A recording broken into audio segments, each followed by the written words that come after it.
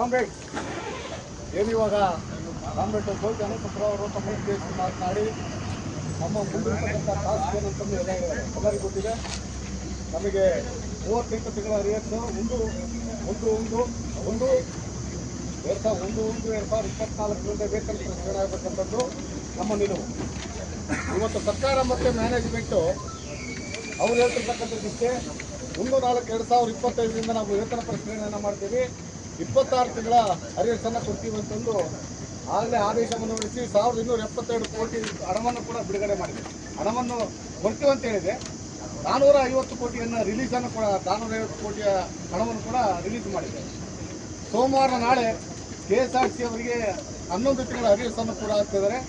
NWL ಕೂಡ ಅರಿಯರ್ಸನ್ನು ಹಾಕ್ತಿದ್ದಾರೆ. ನಮ್ಮ NEL ಕೂಡ ಹಾಕ್ತಿದ್ದಾರೆ, NWL ಕೂಡ ಹಾಕ್ತಾರೆ, KKRTC ಎಲ್ಲ ಕೂಡ ಹಾಕ್ತಿದ್ದಾರೆ. ನಮ್ಮ BMTCಯಲ್ಲಿ ಬುಧವಾರ ನಮ್ಮ BMTCಯಲ್ಲಿ ಕೂಡ 11 ತಿಂಗಳ ಅರಿಯರ್ಸನ್ನು ಹಾಕ್ತಾರೆ. ಅಂದರೆ ಇವ್ರ ಉದ್ದೇಶ ಇಷ್ಟೇ, ನಾವು ಹೋರಾಟಕ್ಕೆ ನಿಂತಾಗ, ಮುಷ್ಕರಕ್ಕೆ ಕರೆ ಕೊಟ್ಟಾಗ ಯಾವುದೋ ಒಂದು ರೀತಿಯಲ್ಲಿ ಹಣವನ್ನು ಕೊಟ್ಟು ಬಾಯಿ ಮುಚ್ಚುವಂಥ ಕೆಲಸವನ್ನು ಮಾಡ್ತಾರೆ. ದಯಮಾಡಿ ತಾವು ಅರ್ಥ ಮಾಡ್ಕೋಬೇಕು. ಇಲ್ಲಿನ ಸುಮಾರು 2020-21ರಿಂದ ಸುಮಾರು 6 ವರ್ಷಗಳನ್ನು ನಾವು ಕಳೆದುಕೊಂಡು ಬರ್ತಾ ಇದ್ದೀವಿ. 6 ವರ್ಷದಿಂದ ಕೂಡ ಇದೇ ರೀತಿ ಏನು 2020ರಲ್ಲಿ ಕೋವಿಡ್ ಸಂದರ್ಭ ಬಂತಂತ ಹೇಳ್ಕೊಂಡು 1/4/2023ರಲ್ಲಿ ವೇತನ ಪರಿಷ್ಕರಣೆ ಮಾಡಿ ಅದನ್ನು ನಮ್ಮ ತಲೆ ಮೇಲೆ ಹಾಕುವಂಥ ಕೆಲಸವನ್ನು ಮ್ಯಾನೇಜ್ಮೆಂಟು ಮತ್ತು ಸರ್ಕಾರ ಮಾಡ್ತು. ನಂತರ ಅಲ್ಲಿಂದ ನಿಮಗೆ ಅರಿಯರ್ಸನ್ನೇ ಕೊಡ್ಲಿಕ್ಕೆ ಬರೋದಿಲ್ಲ, ಅರಿಯರ್ಸ್ಗೂ ಮತ್ತು ನಮಗೇನು ಸಂಬಂಧ ಇಲ್ಲ ಅಂತಂದರು. ಹಲವಾರು ಜಂಟಿ ಕ್ರಿಯಾ ಸಮಿತಿಯ ಸಭೆ ನಡೆದಾಗ ಆವಾಗ ಸ್ಟಾರ್ಟಿಂಗಲ್ಲಿ ಅವ್ರು ಏನು ಹೇಳಿದ್ರು, 14 ತಿಂಗಳ ಅರಿಯರ್ಸನ್ನು ಕೊಡ್ತೀವಿ ಅಂತ ಹೇಳಿದರು. ನಂತರ ಏನಾಯಿತು, ನಾವು ಅದನ್ನು ಒಪ್ಪೋದಿಲ್ಲ, ನಾವು ಹೋರಾಟಕ್ಕೆ ತಯಾರಾಗ್ತೀವಿ ಅಂತಂದು ಹೇಳಿದಾಗ ಮತ್ತೆ ಅದ್ರ ಜೊತೆಯಲ್ಲಿ ಇನ್ನೂ 12 ಅಂದರೆ 12 ತಿಂಗಳ ಅರಿಯರ್ಸನ್ನು ಕೊಡ್ತೀವಿ ಅಂತಂದರು. ಟೋಟಲ್ 26 ತಿಂಗಳ ಅರಿಯರ್ಸನ್ನು ಕೊಡ್ತೀವಿ ಅಂತ ಹೇಳಿದರು.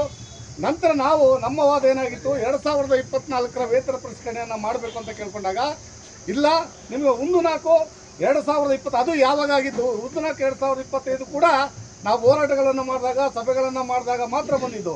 ಅವ್ರು ಹೇಳಿದ್ದು 1/4/2027ಕ್ಕೆ ನಿಮ್ಮದು ನೆಕ್ಸ್ಟ್ ಅಗ್ರಿಮೆಂಟ್ ಅಂತಂದು ನಮ್ಮ ಮಾನ್ಯ ಮುಖ್ಯಮಂತ್ರಿ ಸಿದ್ದರಾಮಯ್ಯ ಹೇಳಿದ್ರು. ನಾವು ಅದನ್ನು ಒಪ್ಪಿರಲಿಲ್ಲ. ಅದು ನಮ್ಮಂದೇ ಆಗಿರ್ತಕ್ಕಂಥ ತಪ್ಪಲ್ಲ, ಅದು ಇಡೀ ರಾಜ್ಯಕ್ಕೆ ಬಂದಂಥ ಸಂದರ್ಭ ಏನು ಕೋವಿಡ್ ಬಂದಿತ್ತು, ಆ ಸಂದರ್ಭದಲ್ಲಿ ನೀವು ಡಿಲೇ ಮಾಡಿದ್ದು. ನಮ್ಮಲ್ಲಿ ಹಣ ಇಲ್ಲ ಅಂತ ಡಿಲೇ ಮಾಡಿದರೆ ಹೊರತು ನಮ್ಮ ಕಾರ್ಮಿಕ ಏನು ಸಂಘಟನೆಗಳಿದ್ದಾವೆ, ಆ ಸಂಘಟನೆಗಳು 2020ರಲ್ಲೇ ಮನವಿಯನ್ನು ಸಲ್ಲಿಸಿದ್ವಿ.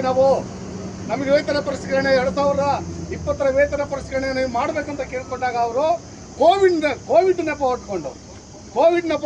ಒಪ್ಕೊಂಡು ಅವ್ರು ಮಾಡಿದ್ದು 1/3/2023ರಲ್ಲಿ ಮಾಡಿದ್ರೆ ನಮ್ದು ತಪ್ಪು ಯಾರ್ದದು? ಸರ್ಕಾರದ ತಪ್ಪು, ಮ್ಯಾನೇಜ್ಮೆಂಟ್ ತಪ್ಪು. ಹಾಗಾಗಿ ಸ್ನೇಹಿತರೆ, ನಾವು ಯಾವುದೇ ಕಾರಣಕ್ಕೂ ಕೂಡ 38 ತಿಂಗಳ ಅರಿಯರ್ಸನ್ನು ಯಾವುದೇ ಕಾರಣಕ್ಕೂ ಬಿಡೋದಿಲ್ಲ. 26 ತಿಂಗಳ ಅರಿಯರ್ಸ್ ಇವತ್ತು ಒಪ್ಕೊಂಡಿದೆ. ಇನ್ನು 12 ತಿಂಗಳಿಗೆ ಅವರೇ ಕಾಮ್ರೇಡ್ ಜೊತೆ ಸುಪ್ರಭಾವಿತ ವಿಚಾರಗಳನ್ನು ಹಂಚ್ಕೊಳ್ತಾ ಇದ್ರು. ಇದು ಮ್ಯಾನೇಜ್ಮೆಂಟಿಗೆ ಒಂದು ದೊಡ್ಡ ವಿಚಾರ ಏನಲ್ಲ. 4 ಕಾರ್ಪೊರೇಷನ್ಗೆ ಡಿವೈಡ್ ಮಾಡಿದರೆ ಒಂದು 500 ಕೋಟಿ ಬರುತ್ತೆ. ಅದರಲ್ಲಿ ಡಿವೈಡ್ ಮಾಡಿದರೆ ಒಂದೊಂದು ವಿಭಾಗಕ್ಕೆ, ಒಂದೊಂದು ನಿಗಮಕ್ಕೆ 100-120 ಕೋಟಿ ಬರುತ್ತೆ. ಬರ್ಸೋದೇನು ದೊಡ್ಡ ವಿಚಾರ ಏನಲ್ಲ. ಕಾರ್ಪೊರೇಷನ್ಗೆ ಮನಸ್ಥಿತಿ ಇರಬೇಕಷ್ಟೇ. ಕೊಡುವಂಥ ಮನಸ್ಥಿತಿ ಮ್ಯಾನೇಜ್ಮೆಂಟಿಗೆ ಮತ್ತು ಸರ್ಕಾರಕ್ಕಿದ್ರೆ ಆಟೋಮೆಟಿಕ್ ಆಗಿ ಕಾರ್ಮಿಕ ನಾವೆಲ್ಲ ಯಾರು? ಅವ್ರ ಮಕ್ಕಳು. ನಮಗೆ ಕೊಡಬೇಕು. ನಾವು ಕಷ್ಟದಲ್ಲಿದ್ದೀವಿ. ಇವಾಗ ಹಣದ ಸಮಸ್ಯೆ ಇದೆ ನಮಗೆ ಎಲ್ಲ ಕಡೆನೂ. ಪ್ರತಿಯೊಂದು ಯಾವುದೇ ನೋಡಿ ಅಭಾವ. ಇವಾಗ ಸಿಲಿಂಡರ್ ನೋಡಿ, ಸಿಲಿಂಡರ್ಗಳೇ ಸಿಗ್ತಾ ಇಲ್ಲ. ಪೆಟ್ರೋಲು ಇಷ್ಟು ನಾಳೆ ಈ ವಾರದೊಳಗಡೆ ಪೆಟ್ರೋಲ್ ಡೀಸೆಲ್ ಜಾಸ್ತಿ ಆಗುತ್ತೆ. ಈಗ ಆಲ್ರೆಡಿ ಕಮರ್ಷಿಯಲ್ 1,000 ರೂಪಾಯಿ ಜಾಸ್ತಿ ಆಗಿದೆ. ಡೊಮೆಸ್ಟಿಕ್ಕಿನ ಸ್ವಲ್ಪ ದಿವಸ ಅದು ಕೂಡ ಜಾಸ್ತಿ ಮಾಡ್ತಾರೆ. ಹೀಗೆ ಆಗ್ತಿದ್ರೆ ನಮ್ಮ ಕತೆ ಏನು? ಅದರಲ್ಲೂ ಕೂಡ ನಮ್ಮ ಮಕ್ಕಳು ವಿದ್ಯಾಭ್ಯಾಸ ನಾವು ಯಾವ ರೀತಿ ಮಾಡಿಸೋದು? ನಿಮ್ಮನ್ನೇ ಸಂಸ್ಥೆಯನ್ನು ನಂಬಿ, ಸರ್ಕಾರವನ್ನು ನಂಬಿ ನಾವು ಬದುಕ್ತಿರ್ತಕ್ಕಂಥ ಕಾರ್ಮಿಕರು ನಮಗೆ ನೀವು ಕೊಟ್ಟಿಲ್ಲ ಅಂದರೆ ನಾವೆಲ್ಲ ಹೋಗೋಣ? ಯಾರ ಹತ್ರ ಕೇಳೋಣ? ನಿಮ್ಮನ್ನೇ ಕೇಳಬೇಕು, ನೀವೇ ಕೊಡಬೇಕು. ನಮಗೆ ಬೇರೆ ಯಾರ ಹತ್ರ ಕೇಳಬೇಕು ನಾವು?